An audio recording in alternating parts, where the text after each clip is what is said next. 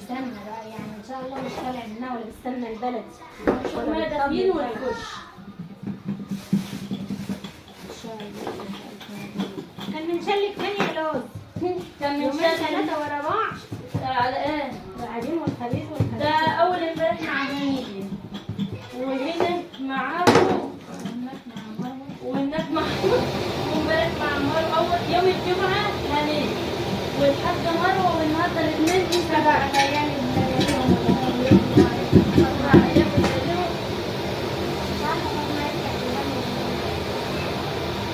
لا وانا حاطه الماده الجبايه ما هي البنت اللي بتقول على الساعه هو مكتوب عليا يا بنتي هنا وهناك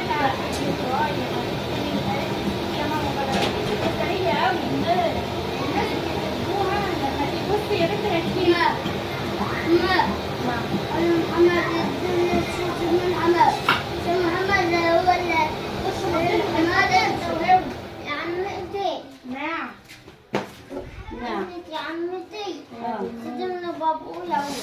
ده انا هقتله من الدار والله ما عندي تشكيله. السلام عليكم ورحمة الله وبركاته. حبايب قلبي ريري الغاليين، عاملين ايه؟ يا رب تكونوا بخير. يلا بقى النهاردة عايزين نخبز شوية رقاق ما خبزناهمش بقالنا كتير. حبة رقاق كده اقسم بالله تاكليهم حاف. هقولك كده بقى على الرقاق الفلاحي الدايب دوب اللي ريحته كده قلب الشارع من اوله لاخره، وكمان هقولك ازاي يطلع معاكي طري وبالجمال ده كله، بس بعد ما تسمي الله وتصلي على الرسول وتحطي لي بايديك الحلوين دول لايك للفيديو. لو انتي اول مرة بتشوفيني انا ام رحاب وديت قناتي ان شاء الله، اتمنى قناتي تعجبك. لو عجبتك ما تنسيش اللايك ودعوة حلوة كده من القلب. ربنا يخليكم لي يا رب ويديمكم نعمة في حياتي وما نحرمش منكم ابدا ابدا ابدا ابدا. ملكة الرقاق ام رحاب. تعالي بقى تابعي معايا الفيديو بكل تفاصيله. كنت قاعدة بخبز وقلت لها كان عندي عزا النهاردة، قلت لكم في الفيديو على القناة التانية كان عندنا 2 متوفيين، ربنا يرحمهم ويرحم امواتنا جميعا يا رب اللهم امين. فعشان ما تأخرش على العزا قلت لها يا روفان روحي نادي على خالتك تخبز معايا. احنا عيلة كلنا بسم الله ما شاء الله شاطرين في الرقاق وفي المعجنات وفي كل حاجة الحمد لله، وده نعمة من ربنا. فقعدت بقى في اول الخبيز لما انتوا شفتوا سمعتوا شويه كده كانت بتقول لي هو انا يا ولاد مكتوب عليا من اول الاسبوع لاخره من ساعه ما جيت من الفرافره وانا عماله اخبز، وكل ما اروح اخبز مع حد اخبز معاه صينيه كبيره قد كده. ليه بقى؟ امبارح كانت عند مروه هي وامي والبنات وراحوا عجنوا وخبزوا، وبتقول لي قبلها بيوم كانت مع واحده جارتها بتعجن وبتخبز، وقبلها بيوم كانت عندها هي قبل ما تيجي من الفرافرة وعجنة صينية كبيرة. فالنهاردة كانت عندي، والعصر اسماء كانت قايله لها تعالي عشان نخبزه سوا. فبتقولي هو في ايه يا جماعة؟ بسم الله ما شاء الله اللهم بارك اللهم بارك اللهم بارك. قمت خلصت اللي ورايا وقلت يا ام رحاب يلا بسرعة كده ايه. كان عندي شوية لبن، واللبن انتوا عارفين الدنيا حر بيروب مسافة ما تحطيه. انا ما كنتش محتاجة اللبن من ساعة الفريزر بتاعي ما باظ، وانا مش عارفة احط الحاجة فين بصراحة. فحطيته وقلت خليه يروب اعمل بيه قرصتين. بصراحة كنت عايزة اعمل منه شوية قرص حلوين كده. روفان قالت لي يا ماما انا مش عايزة قرص، انا عايزه رقاق. ابن اخويا قال لي يا عمتي لا قرص احسن. فجيت اعجن قرص ما لقيتش خميره، قلت له يلا يا احمد مالكش نصيب هنعمل رقاق. جبت حللت شويه دقيق او نخلت شويه دقيق كتير كده، والدقيق بتاعي دقيق فينو متعدد الاستخدامات. انا بشتغل بدقيق اسمه الحسن فلاور او منتجات ابن الخطاب. دقيق حلو قوي قوي قوي يا جماعه بجد. جبت حللت كمية كبيرة وما وزنتهاش، انا ما بوزنش. كان عندي حوالي من 2 كيلو من اللبن رابوا مني، وانا اللي كنت قصده كنت حطيتهم بالقشطة بتاعتهم بكل حاجة. وكنت جايبة طبسية زي ما انتوا شايفينها كده، الطبسية بتاعت الشوربة كنت ملياها سمنة ولا سيحتها ولا حاجة، الجو حر اصلا والسمنة سايحة. وكان معايا برضو ازازة الزيت. حطيت في اللبن شوية ملح عشان يدوبهم، وحطيت على الدقيق شوية سكر مش كتير، معلقة بس من السكر عشان يطلع الرقاقة كده لون حمرها حلو كده. وبدأت انزل باللبن واحدة واحدة لحد العجينة بسم الله ما شاء الله ما انتوا شايفينها كده ايه، راحت زي اللبانة. ولميت العجينة كلها وبدأت نزلت بالسمنة وبدأت انزل بالزيت. عجينة الرقاق المفروض تبقى طرية علشان وانتي بترحيها ما تتقطعش منك، وغير كده كمان علشان خاطر ما تغيبش معاكي في الخبيز. كل ما كانت العجينة طرية في ايدك وسلسة كده ما تغيبش معاكي في الخبيز. بس بصراحة يا جماعة هي خدت مني طريقة زيادة عن اللازم، لان انا نزلت باللبن كله اللي هو الرايب، وكمان نزلت بعد كده بشوية مية فاضطرت كتير. فقلت برضو ما اخبيش عليكم عشان ام رحاب مش دارية على الكوسة، فقلت اوريكم برضو لربما الموقف يحصل مع اي واحدة من اصحابي ومتابعيني. لما العجينة تضطر منك زيادة عن اللازم عادي خالص، حط لها شوية دقيق تاني واعجنيها لتيها كويس، دخلي الدقيق في العجين وهتطلع معاكي ما شاء الله احلى عجينة. ما هو احنا يا جماعة زي ما بيقولوا كده احنا بنحس ملمس العجينة، وكمان عينينا ميزان. انت يعني فيك عينين وراس تعملي زي الناس، لا واحسن من الناس كمان.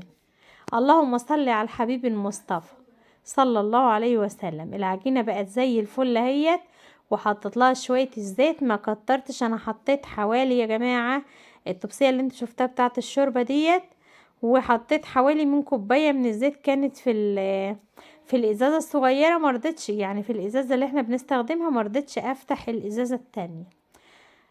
حطيت كيس مشمع عشان احنا في الحر، والكيس ده ناعم احسن من الحتة القماش عشان الرقاقة ما تشربش دقيق العجين. وكمان القماشة بتشرب السمنة والخير اللي في الرقاقة. فانا قلت افرد بقى كيس النايلون ده او المشمع ده، كيس كبير وفتحاه وعينهم مخصوص للعجين، وفرشت عليه شوية دقيق وقطعت العجين كله، مليت به الصينية الكبيرة وما استنيتوش بقى يرفع، لان الجو حر كده كده العجينة طرية وبتبقى كويسة معايا. قلت لها يلا يا روفان اقعدي عشان هتقعدي تخبزي معايا.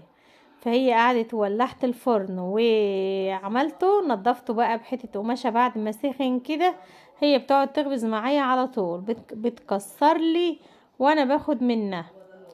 فقعدنا خبزنا اول رقعتين 3 كده، وبعد كده لما قالت لي ان خالتي قاعده عند ستي تحت، هي ومرات خالي وقاعدين يعني مش بيعملوا حاجه. طبعا احنا كنا متاخرين وكان الوقت يعني خلاص عشان نروح نحضر العزا يعني. فقلت لها روحي بقى ناديلي على خالتك عشان تيجي تخبز معايا. ما هو الجار للجار يا جماعه، فما بالك لما تكون اختك بقى لازم تسحليها معاكي ولازم تخبزيها وتبططيها، وبصي تخليها تقول حق برقبتي. حد كان قالها تيجي تعيد علينا وتجيب لنا لحمه كمان؟ هو كده اكرام الضيف ضربه. فانا بدل ما اضربها يا جماعه ما ينفعش. هي البت دي جات لي قلت لها اجري نادي لامك، فبدل ما نضرب الضيوف لا نخليهم هم يقولوا ما عدناش رايحين عند الناس دول تاني. طبعا يا جماعه انا بضحك، احنا مفيش فرق بينا، اللي بتحضر في اي مكان بتسد فيه، سواء عندي او عند اختي او عند اي حد فينا، اللي بتحضر في مكان بتسد فيه، اللي قدامها حاجة بتعملها. بس انا بصراحة عشان متعودة بخبز على نفسي ما كانش فارق معايا عادي خالص. بس علشان انا قلت بقى عشان الوقت. بس ده حمادة ابن اخويا، دي كانت اول رقاقة تطلع. بيقولوا اللي بيوزع اول رقاقة عياله بيموت او هو بيموت مش عارفة، بس انا يعني هم اطفال بالاطفال احباب الله. فلما هو وصل لقمة يا حمادة قال لي جيت مدياله مقطع عليهم الرقاقة، عليهم ال3 على الرحاب بنت فوزية وعلى احمد ابن فوزية برضو، وعلى الولا حمادة الصغنن ده. حمادة دي ابن اخويا محمد اللي في الفرافرة، ما بيقولش لابوه غير عمتي الكبيرة. مين عمتك الكبيرة يا ولا؟ يقول له عمتي لقاء. طب مين اللي قال له الكلام ده؟ بقول له تلاقيك انت ابو ملك اللي قايل قدامه، انت اللي قايل قدامه عمتك الكبير. قال لي لا والله يا اختي ما قلت له، كان بيكلمني في التليفون فقال لي والله يا اختي ما قلت له، انا اتفاجئت بيه جاي من عندكم، كان هنا محجوز في المستشفى وانا كنت بروح ازوره وكده واقعد معاه واخد له حاجات حلوه. فلما روح معرفش بيقول له فبيقول له عمتي الكبيره. قال له مين عمتك الكبيره؟ قال له عمتي رجاء. فقلت يلا الحمد لله ربنا يبارك فيهم، كويس اللي هم يطلعوا مؤدبين عايزه اقول لكم يا جماعه اقسم بالله شويه رقاق ما شاء الله تبارك الله كده، حاجه كده ايه، دايبين دوب. وكمان السمنه اللي انا بجيبها دي يا جماعه، في ناس كتير سالتني عليها، اسمها ايه؟ بنت الهوانم، مش ست الهوانم، اسمها بنت الهوانم. الجردل بتاعها رصاصي كده، بس لما تفتحي وانتي بتفتحي الجردل كأنك فتحتي برطمان سمنه بلدي، ريحتها سمنه بلدي خالص. وانا بصراحة جبت منها السمنة اللي هي ايه، انا جبت منها اللي هي الصفرة، ما جربتش البيضة. فالصفرة ديت مخليه لون الرقاق واخد اللون الاصفر كده، والرقاقة طالعة بقى ايه، دايبة مع اللبن الرايب. بصراحة يا جماعة اللبن الرايب فوق الممتاز في عجين الرقاق والقرص. اللبن الحليب بحس ان هو بيكتم الرقاقة كده ويخليها تشبط معاكي، لكن الرايب ما شاء الله عليه. وكمان بالميه برضو، لو انت ما عندكيش لا لبن رايب ولا ما ولا لبن حليب، عادي خالص تعمليها بالميه وبتبقى زي الفل. بص لوزة، تسلم ايدك يا لوزة، شاطرة ما شاء الله. دي اصغر واحدة فينا البنات يا جماعة، دي اصغر واحدة فينا احنا البنات، ما شاء الله عليها شاطرة. وربنا يبارك لها في ولادها يا رب وفي جوزها ويصلح حالها. دي اللي كانت عاملة عملية في القلب، دي عاملة عملية، كان عندها كهرباء زيادة في القلب وعاملة عملية، فاكرين لما كنا في القاهرة؟ بصوا بقى ما شاء الله تبارك الله، اللهم بارك اللهم بارك اللهم بارك. رقاق اقسم بالله كده حاجة كده ايه. ناس كتير سألتني وقالت لي يا ام رحاب انت بتعملي الرقاق ده، مش الرقاق الناشف يا جماعة بتاع الصواني اللي بيتعمل فيه لحمة مفرومة، لا ده الرقاق بنغمس بيه بقى، نفطر منه نتعشى منه. انا بقى عاملة صينية كبدة، هنتعشى منه رقاق مع كبدة مع خيار مع طماطم مع حاجات زي كده. او تصبحي الصبح تعملوا منه سندوتشات كده بيض للعيال، او تصبحي الصبح تجيبي حتة جبنة كده حتة جبنة في طبق وخيارتين في طبق وبصلاية، وتقعدي تغمسي منه وتدعي لأم رحاب وتقول الله يبارك لك يا ام رحاب. ادعوا لي يا جماعه ربنا يوفقني ويبارك لي ويبارك لي في ولادي ويبارك لكم في ولادكم يا رب. واتمنى لو وصلتوا لحد هنا وعجبكم الفيديو يا ريت ما تنسوش اللايك، لان اللايكات هي اللي بترفع الفيديوهات وهي اللي بتخلي قناتكم الحلوه تكبر وتوصل لكل الناس. بحبكم في